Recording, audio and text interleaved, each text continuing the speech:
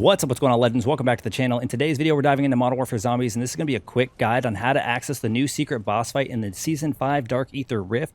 By completing this in the regular sigil, you get access to rewards, but if you do it in the Elder sigil, you will get an STG-44 blueprint known as Infinite Cosmos that is pretty cool, alongside the opportunity at those schematics, which might be why they are so limiting by just completing the contract. Maybe they intended for you to find this boss fight, activate the boss fight, and complete it in order to get an extra opportunity at those schematics. So in this, we are going to be covering how you get to this boss fight, and the good news is you don't have to complete any of the contracts in order to do this.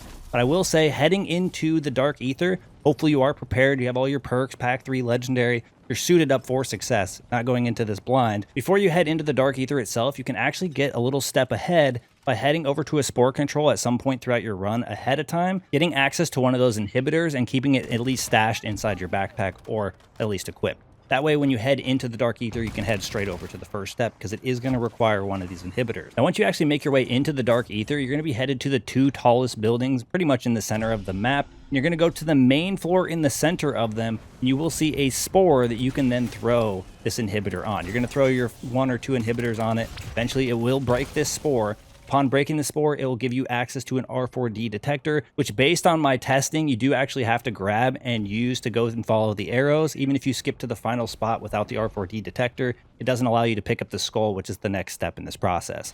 So essentially, once you actually pick up the R4D detector, you're going to aim it at one of the walls and you will see an arrow on it. You're going to follow the arrow pathway. It is going to take you behind the building. You're going to see an arrow on the front of the building that looks like it's telling you to go left. Just go behind the building and you will continue to see arrows. Follow the pathway, jumping from the little places it has you jump down, follow it around. It's kind of like a weird little maze thing that it takes you on. But eventually at the end of this, you will get that golden skull, and then you're ready to head over to your next location. The main floor of the building that you actually pick up one of the contracts on, so the 2 taller buildings, you're going to go to the smaller of the 2. The one on the right, if you're heading from where you pick up the skull, you're going to go into the main floor of this, and you will see a golden whale kind of hanging in this room. You will need to go up the stairs to get high enough up to be able to jump up on top of this, where it'll allow you to offer or trade the skull, and in return, it's going to give you a USB or flash drive stick. You're going to pick up this flash drive stick. It is going to be on the bottom towards the tail in case you're facing the wrong direction. Make sure you do pick this up. Then you're going to be needing to head over to another location. It's going to be a repair shop. Now, I'm going to do my best to show you guys this location on the map, but it is located in the C3 grid space. You're going to go over to this building,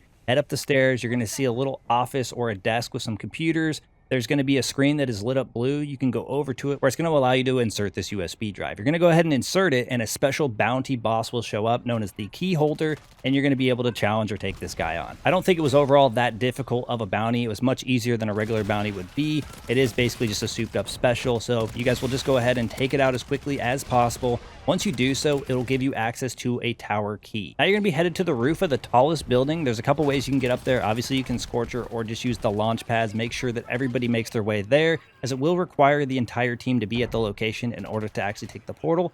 But at the top of this roof, you will see a locked door. Now that you have the key, it's going to be accessible. You'll be able to unlock it. Inside will be a rift. Once everybody's ready to go, you just head into the rift and it will take you into the boss arena. Now, this is going to be exactly the same style of fight as it was for the story mission.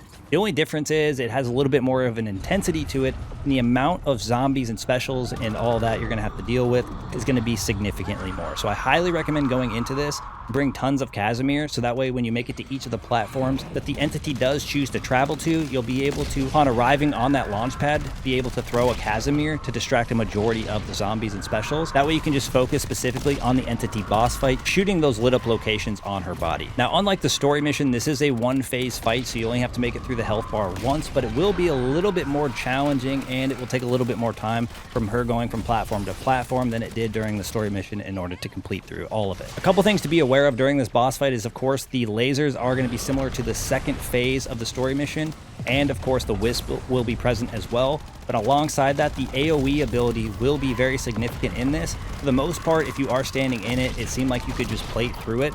But the only way I found to not actually take damage is to be in the middle of the air between launch pads whenever she actually chooses to fire off this ability. Outside of that, it's pretty easy as long as you have a majority of the zombies and specials not hitting you. to pretty much just focus essentially on the entity herself, and you're just going to be shooting those lit up spots. I highly recommend going in with more people to just make it significantly easier, but you should be all right with at least 3. We did it with 4 carrying one of our randoms, but essentially you're just going to travel from platform to platform as she moves, shooting the highlighted spots on her body. Once you hit all of the highlighted spots, you will then travel over to a new location. You'll follow her over to it. The one thing I will say for sure that helped us out a lot was to avoid staying on a platform for too long once she actually teleported, because obviously you'd start getting overwhelmed by zombies and specials. Once you're able to make it from platform to platform, hitting all the crit spots, essentially doing enough damage to take out all of her health bar, you will then have completed the boss fight, unlocking a reward rift that you can then open, giving you access to the brand new blueprint, which will then be permanently unlocked, and even an opportunity at one of the new schematics. But that is essentially how you access the secret boss fight in the Season 5 Dark Aether Rift. That's going to wrap things up for us here. Thank you guys for all support in today's video, all support the channel.